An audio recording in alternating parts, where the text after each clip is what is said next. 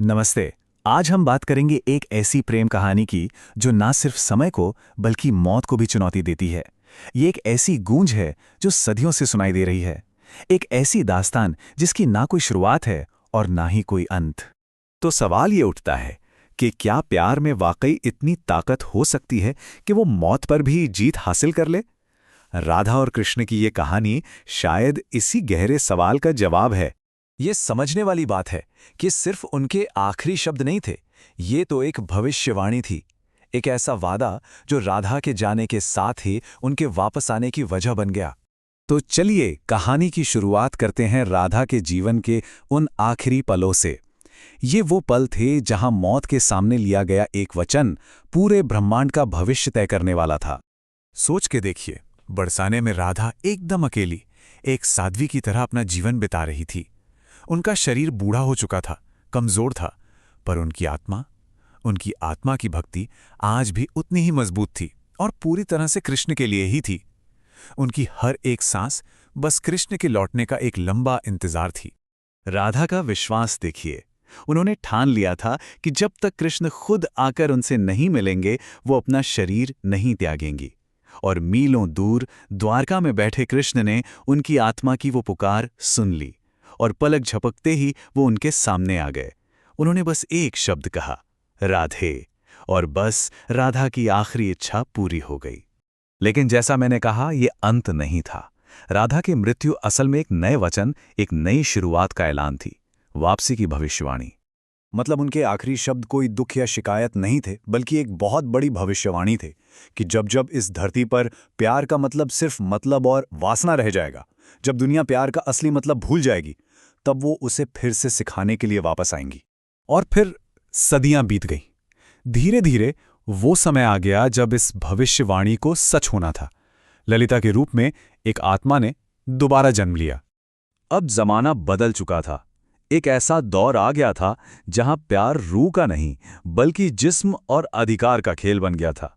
मतलब राधा की भविष्यवाणी के सच होने के लिए जो माहौल चाहिए था वो अब तैयार था। और तभी बरसाने के पास एक छोटे से गांव में एक किसान के घर जन्म हुआ ललिता का। वो कोई आम लड़की नहीं थी।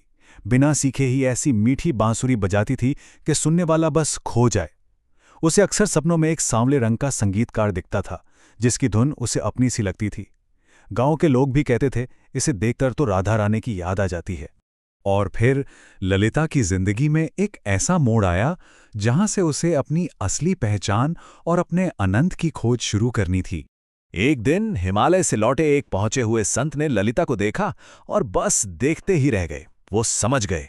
उन्होंने ही ललिता को बताया कि वो कोई आम लड़की नहीं बल्कि खुद राधा का ही पुनर्जन्म है और उसका जन्म एक खास मकसद के लिए हुआ है। उसे कृष्ण को ढूंढना है, जिन्होंने इस युग में फिर से जन्म लिया है।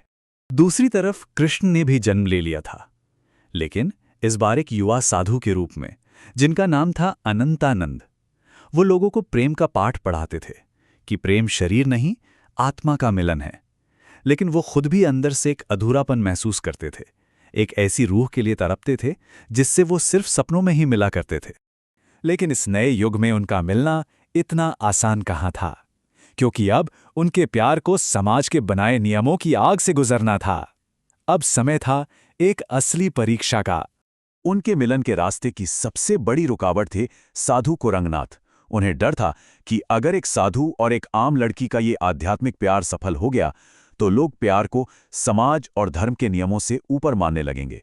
इससे तो समाज का पूरा ढांचा ही बिखर जाएगा। तो ये एक तरह से दो अलग अलग सोच की लड़ाई थी। एक तरफ कोरंगनाथ थे, जिनके लिए प्यार समाज के नियमों में बंधा था, और एक साधु का ब्रह्मचर्य धर्म सबसे ऊपर था। और दूसरी तरफ राधा कृष्ण का विश्वास था कि सच्चा प्यार तो आत्मा का मिलन है और वो दुनिया के हर नियम से आजाद है। तो इस झगड़े को खत्म करने के लिए कोरंगनाथ ने एक ऐसी शर्त रखी जो सुनने में ही नामुमकिन लगती थी। उन्होंने कहा, अगर ललिता अगली पूर्णिमा से पहले अपनी आंखों पर पट्टी बांधकर सिर्फ अपने दिल की आवाज के सहारे तुम्हें ढूंढ लेती है तो तुम्हारा प्यार सच्चा मान लिया जाएगा, वरना तुम दोनों को हमेशा के लिए अलग होना होगा। और बस यहीं से शुरू होता है कहानी का सबसे दिलचस्प हिस्सा। क्या आत्मा की आवाज इस नामुमकिन परीक्षा को पार कर सकती थी? अब समय था प्यार की आखिरी जीत का।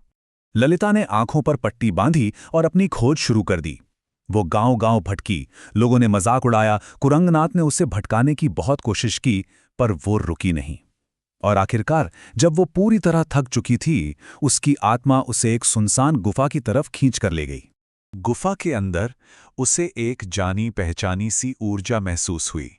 उसने कुछ नहीं कहा, किसी को नहीं देखा, बस अपनी बांसुरी को उस ध्यान में बैठे साधु के कदमों में रख दिया। एक खामोश पहचान, एक खामोश समर्पण।